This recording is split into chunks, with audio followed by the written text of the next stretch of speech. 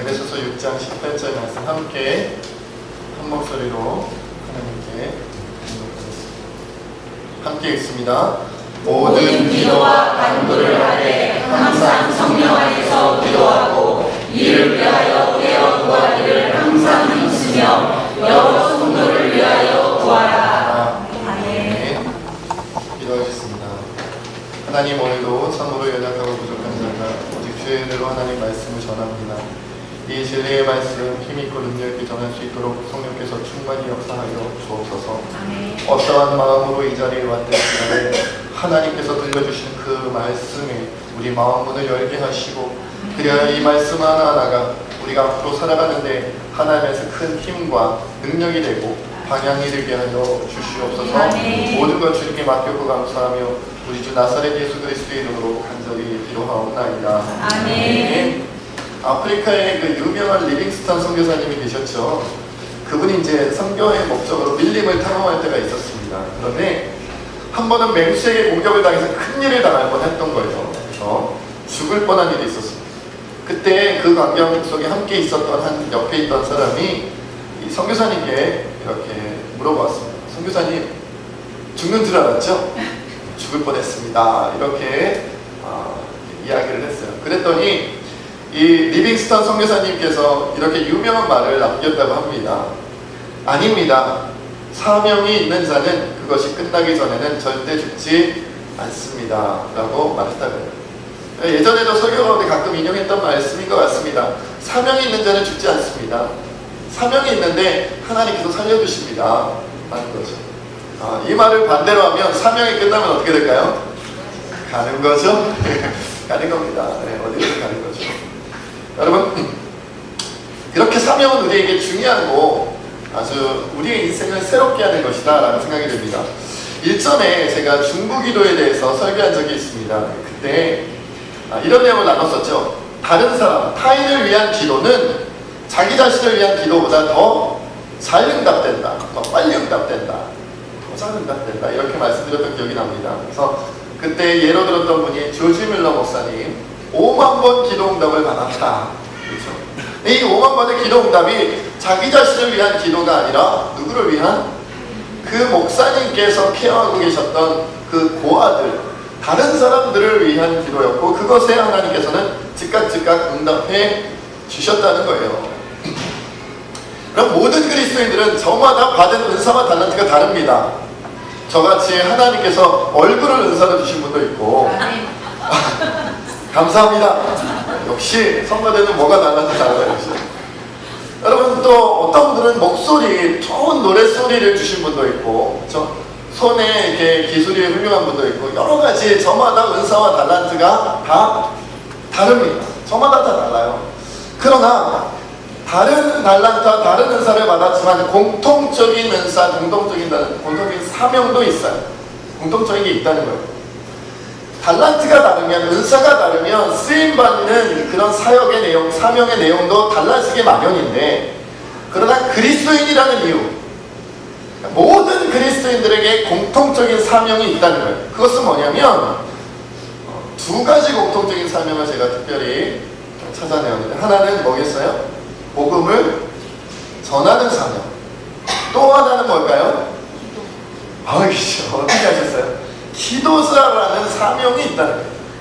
복음을 전하는 건 재능이 있든지 없든지, 달란트가 있든지 없든지 간에 복음은 전해야 되는 거예요. 근데 그것과 마찬가지로 기도라는 사명도 내가 기도를 잘하든지 못하든지 간에 이건 사명 감당하듯이 해야 되는 거예요. 여러분, 어떤 사람은요, 복음 전할 때 참 잘 전하는 분이 있어요. 제가 볼 때도 참 잘 전하는 분이 있습니다. 얼굴이 두껍고 말이죠. 피부가 만져보면 이렇게 두꺼워요. 그렇죠? 그리고 말을 술술 잘 붙이는 분들이 있어요. 정말 어떻게 저렇게 쉽게 사람들에게 말을 붙이지? 어떻게 저렇게 쉽게 친해지지? 싶은 사람들이 있어요. 그래서 그분이 가서 사람들하고 막 얘기하다 보면 어느새 그 사람들이 그분을 따라다니고 있어요. 그래서 참 전도를 쉽게 하는 분, 복음을 참 잘 전하는 분이 있습니다. 그런데 어떤 분들은 말 한마디 붙이는 것도 식은땀을 줄줄줄 흘리고요, 어떻게 전해야 될지 몰라서 10번, 20번, 30번 결심하는 분도 있어요. 그러나 잘 전하는 분이든 못 전하는 분이든 복음 전해야 된다는 그 사명을 받았다는 것에 대해서는 차이가 없어요. 전혀 차이가 없어요. 마찬가지로 기도도요. 어떤 분들은 오늘 처음 교회에 오신 것 같은데 기도를 술술 하시는 분 많지는 않겠지만 있어요. 하나님 이러쿵저러쿵 미수할 고수할 그냥 하나님 앞에 그냥 쏟아놓을 것이 너무 자연스럽게 잘 술술술 뜯어. 예전에 제가 고등학교 때 제 친구 한 명을 전도한 적이 있어요. 굉장히 키가 큰 친구였는데 그 친구가 교회 와서 기도하는데 기도를 너무 잘하는 거예요. 기도를 어떻게 해요? 하나님 아시죠? 제가 요즘 기분이 이렇거든요. 그러면서 무슨 사람하고 대화하듯이 깜짝 놀랐잖아요. 얘가 교회를 다녀갔나? 이런 생각이 들 정도로 너무 막죠. 어느 집사님이 저한테 이렇게 얘기했고 어떤 친구가 저한테 이렇게 얘기했고 어떻게 됐는데 하나님 입장에서는 어떻게 생각하세요? 막 이러면서 얘가 교회를 다녀봤나? 이런 마음이 들 정도로 아주 그냥 기도를 너무 쉽게 술술술술 하더라고요. 오랫동안. 그런가 하면 오랫동안 교회를 다녔음에도 불구하고 대표 기도하세요 라든지 아니면 오늘 이 시간 좀 함께 기도해 보세요 하면 5분 10분 기도하기가 힘겨운 분들도 분명히 있어요. 있단 말이에요. 하지만 내가 기도에 대하여 원래 처음부터 잘 술술 나오든지 안 나오든지 간에 그 숙련도와 재능과 은사에 상관없이 기도라는 사명은 누구나 다 감당해야 되는 사명입니다. 특히나 자기 자신을 위한 기도, 자기 가정만을 위한 기도가 아니라 다른 사람, 타인을 위한 기도는 그것은 더더욱이나 누구나 다 감당해야 되는 사명이다. 그래서 이것은 우리가 사명의식을 가지고 죽을 때까지 감당해야 됩니다. 오늘 본문 말씀을 다시 한번 우리 함께 읽어보겠습니다. 오늘 본문 말씀은 18절 말씀입니다. 시작! 모든 기도와 간구를 하되 항상 성령 안에서 기도하고 이를 위하여 깨어 구하기를 항상 힘쓰며 여러 성도를 위하여 구하라. 아멘. 오늘 본문 말씀은 18절인데 앞에 내용이 뭐냐면 여러분들 너무나도 잘 아시는 이 세상이 지금 영적 전쟁 중이다. 전쟁 중이라는 거예요. 그래서 하나님의 전신갑주로 뭘 하라? 무장하라. 머리에 투구부터 발에 신는 신발까지 그리고 마지막에 방패와 성령의 검까지 말씀이죠. 성령의 검이 다 준비하라. 군인처럼 전신갑주 갑옷을 입어라. 이 말씀이 있고 그 다음에 나오는 말씀이 바로 오늘 말씀이에요. 모든 기도와 간구를 항상 성령 안에서 기도하고 이를 위하여 깨어 구하기를 항상 힘쓰며 여러 성도를 위하여 구하라. 그러니까 이 말씀은 뭐냐면 지금 어떤 상황이라는 거예요? 전쟁 중이다. 지금 전쟁 중이다. 그러니까 뭘 하나? 기도하라. 여러분, 우리가 우리 삶을 어떻게 이해하느냐에 따라 삶을 살아가는 모습은 달라지게 마련이에요. 특히 기도자, 내가 기도가 사명이다 라는 것과 사명이라고까지 할 게 있나? 그냥 내가 기도하면 좋은 거지 라고 생각하는 사람과는 기도하는 모습이 달라요. 여러분 생각해 보세요. 만약 여러분들이 다른 사람을 위해서 기도해요. 제가 여러분들을 위해서 기도합니다. 그런데 기도해주면 좋은 거지. 기도해주는 게 나쁜가요? 좋은 거죠. 나쁠 게 없잖아요. 그러니까 기도해줘야겠다. 오늘은 손재섭 집사님을 위해서 좀 기도할까? 기도하지 뭐. 오늘 해주자. 기도하고. 강추희 집사님에서 기도해줄까? 해주지 뭐 해줘. 기분이다. 기도해줘요. 그런데 사명감은 없어요. 왜? 심각하게 생각하지 않은 거예요. 그러면 기도할 때 모습도 태도도 오늘은 기도했다가 내일은 안 했다가 또 짧아졌다가 길어졌다 막 이렇게 저렇게 그냥 자꾸 변하는 거죠. 그런데 그냥 돕는 일이라면 이럴 수 있어요. 그런데 여러분 생각해 보세요. 기도가 사명이다. 왜? 지금 전쟁 중이다라는 거예요. 적군이 지금 우리를 죽이겠다고 덤벼들고 있어요. 내가 같은 군인으로서 아군으로서 저 사람을 기도로 돕지 않으면 저 사람이 죽을지도 몰라. 생사를 넘나드는데 내가 보호해줘야 돼요. 내가 도와줘야 돼요. 도와주지 않으면 내가 함께 해주지 않으면 그 사람이 죽을 수도 있어요. 이런 마음으로 기도한다면 여러분 어떻게 기도할까요? 오늘 기도해줘. 근데 내가 마음이 넓고 착하니까 기도해줘야겠다. 그럼 오늘 뭐 태어날 집사에서 기도해야죠. 태어날 집사님이 더 예뻐지게 해주세요. 지금도 예쁘지만 더 예뻐지게 해주세요. 심각하지 않을 수 있다. 그러나 오늘 이 사람이 죽을 수도 있다. 하나님, 이영권 집사님 살려주십시오. 이시장 집사님 살려주십시오. 만약 죽느냐 사느냐의 문제로 내가 기도하게 된다면 이 기도는 심각하지 않을 수가 없어요. 여러분이 만약에 감기 걸려서 제가 기도한다 그러면 좀 가볍게 기도할 수 있겠죠. 하나님, 아무개 권사님의 감기가 지금 걸려가지고 막 콧물을 흘리고 열라고 하는데 낫게 해주세요. 그런데 만약에 어떤 분이 지금 죽을 병에 걸려서 시한부 인생이에요. 그런 사람을 위해서 제가 기도한다면 어떻게 기도할까요? 가볍게 기도할까요? 웃으면서 기도할까요? 아니, 하나님 도와주십시오. 아마 어떤 분이 지금 큰 심각한 질병에 걸려있다면 저뿐만이 아니라 제가 아는 모든 분들한테 기도 제목을 내놓을 거예요. 제 기도 제목이 아니고 제 가족 기도 제목 아니지만 제가 아는 모든 분들한테 아무개 집사님 위하여, 아무개 권사님 위하여, 아무개 장로님 위하여 지금 기도해야 됩니다. 지금 죽느냐 사느냐 지금 수술을 받고 있습니다. 지금 수술 가운데 잘못되면 그분의 생명을 잃을 수도 있습니다. 안 됩니다. 여러분, 반드시 기도해 주십시오. 지금 몇 시부터 몇 시까지 수술을 한답니다. 어느 병원에서 수술한답니다. 집도하는 의사 선생님 누구랍니다. 병이 무엇이랍니다. 어디까지 진행이 됐답니다. 얼마나 상세하게 간절하게 기도 제목을 내놓겠습니다. 우리 다 같이 함께 기도하지 않겠습니까? 수요 기도회 때 모여서 기도하고, 금요 기도회 때 함께 모여서 기도하고, 새벽 기도회 때 모여서 기도하고, 주일날도 함께 기도하겠죠. 그 사람 살려야 됩니다. 죽느냐 사느냐 하는 문제입니다. 감기 걸린 게 아니란 말이에요. 그냥 조그만 무슨 별로 상관없는 나도 그만 안 나도 그만 그런 것이 아니라는 거예요. 이 사람이 사느냐 죽느냐 하는 문제이기 때문에 우리의 중보기도하는 기도자로서의 사명이라는 것은 사람을 살릴 수도 있고 죽일 수도 있는 그런 사명 감당이에요. 내가 내버려둔다면, 내가 기도하지 않는다면 그 사람 죽을 수도 있어요. 그러니 어떻게 가볍게 기도하겠어요? 어떻게 오늘은 기도해도 되고 내일은 지겹고 피곤하고 힘들면 기도 안 해도 되고 그럴 수 있겠냔 말이죠. 왜요? 사람이 사느냐 죽느냐 하는 문제이기 때문에. 여러분, 성경에 보면요, 베드로전서 5장 8절로 9절에 보면 근신하라 깨어라 너희 대적마귀가 우는 사자같이 두루다니며 삼킬 자를 찾는다 그랬어요. 찾아다니고 있는 거예요. 우리 새집교회 성도들 가운데 누가 지금 영적으로 흐려져 있는가? 저기 보니까 신혁재 형제가 생기가 멀쩡한데 속이 지금 썩어있구만 막 이러면서 우는 사자같이 그냥 저 사람 삼켜야겠다. 좀 맛은 없어 보이지만 삼켜야지. 이렇게 돌아오고 내가 김집사 네, 특정 인물 아닙니다.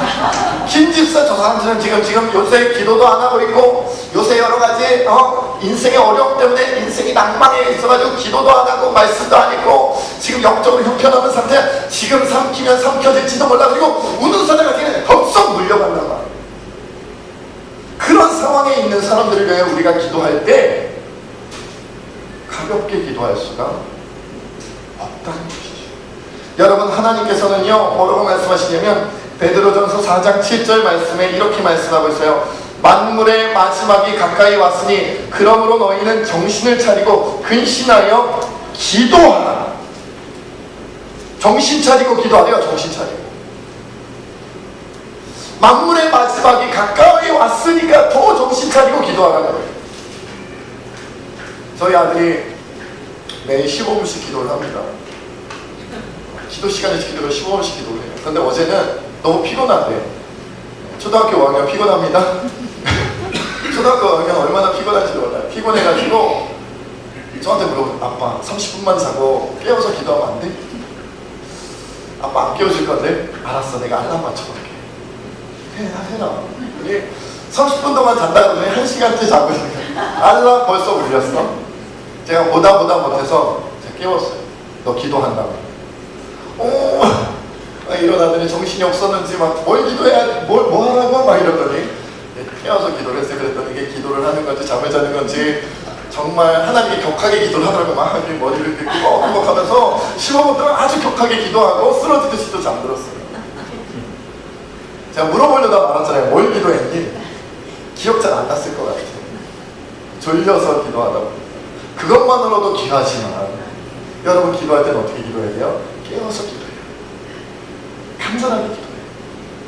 자, 우리의 있는 마음과 뜻과 정성을 다해서 기도해야 돼요. 왜냐하면 지금 우리를 삼킬 자가 우리를 삼키려고 노력하고 우리에게 다가오고 있고 만물의 마지막이 가까웠기 때문에 이제 우리의 인생도 이 세상도 얼마나 남아있는지 우리가 모르기 때문에 마지막 순간까지 우리가 깨어서 기도해야 됩니다. 우리가 기도자라는 사명을 잊어서는 안 됩니다. 그렇게 여러분들이 지금 기도자라는 사명을 명심해야 됩니다. 기도가 사명입니다. 그냥 남을 돕는 정도의 수준이 아니구나.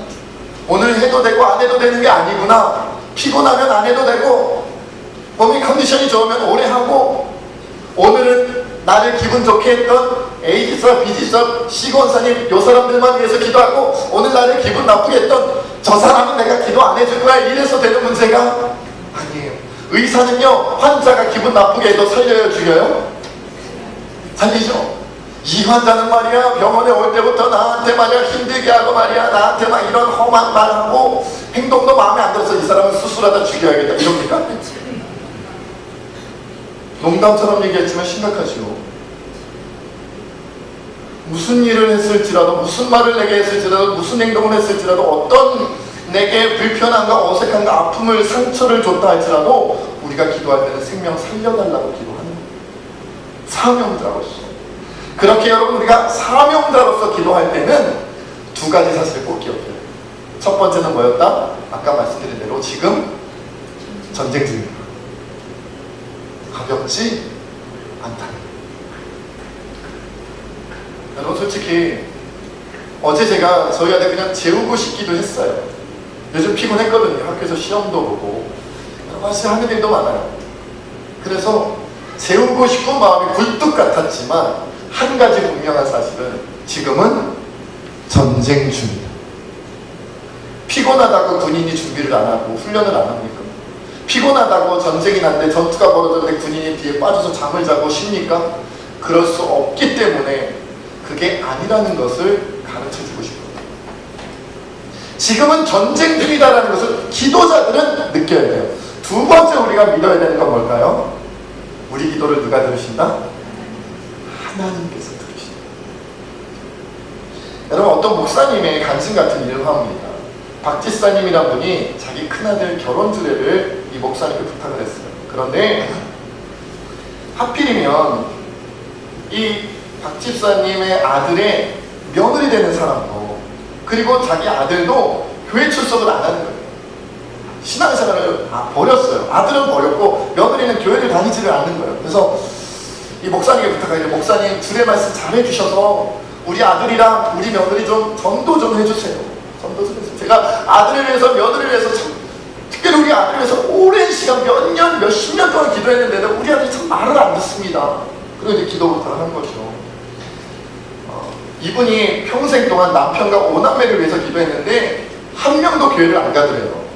자기만 교회 다니고 5남매도 자기 남편도 교회를 안 가고, 그래서 너무 답답한 거죠. 너무 답답한 거죠. 이 목사님 말씀하실 때, 집사님 너무 걱정하지 마세요, 제가 최선을 다해 말씀 전하고 전도해 보겠습니다, 목사님께 대답을 한 거예요. 그런데 이 결혼식 당일이 됐고 이제 토요일 11시에 결혼 예식이 벌어지는데, 그날 아침 7시에 이 박 집사님이 그만 연탄가스 중독으로 사망하셨어요. 돌아가셨어요. 갑자기 결혼식장이 장례식장처럼 돼버릴 위기에 처해 있는 거예요. 막 울고 불고 막 울음바다가 터진 거예요. 근데 그때 목사님께서 이게 무슨 말이, 무슨 일인가 고민하면서 기도하는 가운데 하나님께서 이런 말씀을 주셨다고 합니다. 죽은 자들은 죽은 자들로 장사시되 있고 산자 너는 복음을 전하라. 누가복음 9장에 있는 말씀을, 하나님 말씀을 주셨다. 그래서 급하게 이렇게 목사님이 지시하기 시작합니다. 가족 중에 한 사람만 일단 시신을 지키고 나머지 분들은 이미 예정되어 있으면 결혼식을 서둘러 진행을 시킵니다. 그리고 식이 끝나자마자 신랑 신부를 불러놓고 이렇게 이야기를 합니다. 신부는 놀라지 마십시오. 지금 시어머니께서 오늘 새벽에 사망하셨습니다. 이제 결혼식이 끝났으니까 예복을 벗고 상복을 입고 이제 어머니의 장례를 드려야 됩니다. 얼마나 충격을 받았겠어요. 목사님 내가 도와줄 때 너무 걱정하지 마십시오. 모든 장례 절차가 잘 진행될 겁니다. 신부가 너무 황당했어요. 그리고 들려오는 소리가 주변 사람들이 수근수근 됩니다. 여러분, 이런 말이 들렸어요. 며느리가 잘못 들어와서 시어머니를 잡아먹었다. 우리나라 사람들이 잘 가질 수 있는 생각이죠. 며느리 여자 한 명 잘못 들어와가지고 시어머니가 되고 이렇게 돼버렸다. 신발방이 얼마나 답답하고 얼마나 힘들었겠어요. 그런데 장례식 모든 장례 절차를 잘 마무리하고 장례식이 끝나기 전날 밤에 갑자기 세 명의 아들이 이 목사님께 와서 무릎을 꿇고 회개하며 이렇게 고백을 했다고 합니다. 결혼 전날 밤에 손님들이 많이 와서 원래는 잘 쓰지 않던 방에 연탄불을 피우고 삼형제가 자고 있었대요. 그런데 그날 밤 금요 철야 예배를 드리고 새벽 2시쯤에 어머니께서 들어오시고는 이렇게 대답했다. 얘들아, 내가 너무 춥다. 아니, 연탄불 피워진 따뜻한 방에서 내가 혼자 잘 테니까 너희는 아버지 방에 가서 자라. 내가 기도하면서, 혼자 기도하면서 우리 아들 결혼식을 위해서 기도하고 우리 미래를 위해서 기도할 테니까 너희들은 다른 방 가서 자라. 삼형제를 보내는 거야, 아버지 방. 만약 그 방에 삼형제가 있었다면 삼형제가 다 같이 순적했지. 어머니께서 그들을 몰아내고 아버지 방으로 보내고 그 방에 혼자 남아서 연탄불을 마시고 연탄가스를 마시고 그만 그렇게 하나님 품으로 가고 나갔어요. 그때 모든 아들들과 가족들이 회개하고 주님 앞에 나와 세례받고 다들 집사가 됐다는 이야기를 전해드리고 있습니다. 여러분, 박 집사님은 그렇게 생각했죠. 평생을 예수님을 믿고 기도해 왔는데 왜 내 가족들은 한 명도 구원받지 못하고 교회에 나오지 않는 걸까요? 얼마나 애석하겠어요. 얼마나 안타까웠겠어요. 기도를 하나님이 안 들으시는 건 아닐까? 하나님 내 기도 응답하시지 않는 것은 아닐까? 정말 하나님 내 기도를 들으실까? 이렇게 생각했겠지만 하나님 들으셨어요? 안 들으셨어요? 들으셨어요. 여러분, 박 집사님 어머니로서의 기도는 생명을 건 기도였어요. 비록 그 생명은 일찍 하나님께서 데려가셨지만 그로 인해서 그 아들들과 그 가족 모두가 주님 품에 돌아와 하나님의 귀한 일꾼이 되었다. 그리고 그 이후로 그들의 삶은 어떠했겠어요? 내 어머니의 생명으로 내가 살아났다. 내 어머니의 생명을 건 기도로 인하여 내가 살아났다. 나는 어머니 목숨 가지고 이 신앙생활을 하는 거야.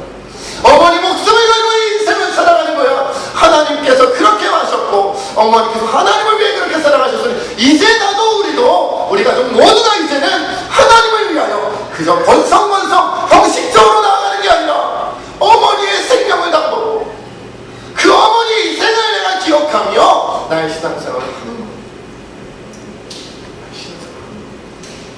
여러분, 여러분의 기도로 사람을 살릴 수 있습니다. 살리게 됩니다. 기도해도 되고 안 해도 되는 게 아니에요. 해야만 합니다. 왜냐하면 여러분의 기도가 사람을 살리기 때문에. 그냥 작은 질병 하나를 고치는 정도의 수준이 아닙니다. 기도해도 그만 안 해도 그만이 아닙니다. 5년이 걸릴지 10년이 걸릴지 20년이 걸릴지 모르지만 어디까지 하나님께서 기다렸다가 어디까지 하나님께서 참으셨다가 응답해 주실지는 모르지만 여러분이 다른 사람을 위하여 여러분의 생명을 다하여 여러분의 인생을 다하여 기도할 때 하늘에서 듣고 계십니다. 하늘에서 듣고 하나님의 방법으로 하나님의 역사를 이루어 주십니다. 여러분의 기도는 힘이 있어요. 의인의 간구하는 역사가 크다 그랬습니다. 의인의 간구는 역사하는 힘이 크다 그랬어요. 여러분에게 그런 권세가 주어졌습니다. 기도하기 싫을 때가 있습니다. 내가 기도한다고 소용이 있던가? 내가 기도한다고 응답이 되던가? 내가 기도한다고 뭐가 달라지던가? 아니요, 분명히 달라집니다. 어디선가 어디에서부터인가 뭔가가 달라지고 있어요. 우리가 눈으로 확인하지 못했기 때문에 모를 뿐이에요. 우리가 모를 뿐이에요. 그러나 분명한 역사가 일어나고 있습니다. 그것이 기도자 사명으로 살아갈 수 있는 이유입니다.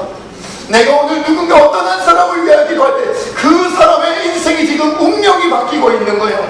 내가 오늘 한 가정을 위해서 기도할 때 그 가정 가문의 운명이 바뀌고 있고, 여러분이 우리 세진교회를 위하여 기도할 때 세진교회의 미래가 바뀌고 있는 거예요.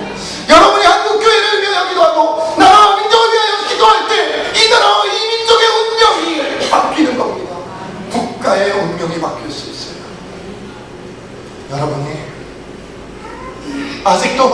이루지 못한 세계 열방의 수많은 나라와 민족을 위하여 기도할 때 아무도 기억하지 못할 것 같고 아무도 알아주지 않을 것 같고 하나님께서도 들어주시지 않을 것만 같은 여러분, 작은 한 사람의 기도가 생명을 살리고 민족을 살리고 나라를 살리고 세계를 변화시킬 수가 있습니다.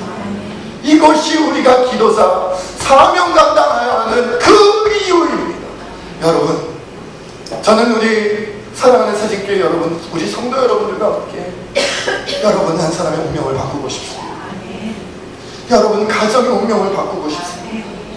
우리 새신교회 한국교회 운명을 바꾸고 싶고 이 나라 이 민족의 국가의 운명을 바꾸고 싶고 세계 열방, 죽어가는 민족, 죽어가는 백성 살리고 싶습니다. 이 자리에 함께 동참하시기를 원합니다. 우리 이 시간 함께 하나님 앞에 그렇게 기도하기를 원합니다. 하나님 간절히 기도하십시다. 하나님, 나는 지금껏 기도를 사명으로 느끼지 못했습니다. 나는 지금껏 내가 기도자의 사명을 받았다고 생각해 본 적이 없습니다. 그래서 기도를 게을리 할 때가 많았고 기도를 쉴 때가 많았음을 주님 앞에 고백합니다. 그러나 오늘 말씀을 통하여 하나님, 내 기도가 사람을 살리며 내 기도가 가정을 살리며 내 기도가 교회와 나라와 민족을 살리고 내 기도가 잃어버린 민족과 나라를 살릴 수 있다는 것을 깨달았으니 이제 기도자의 삶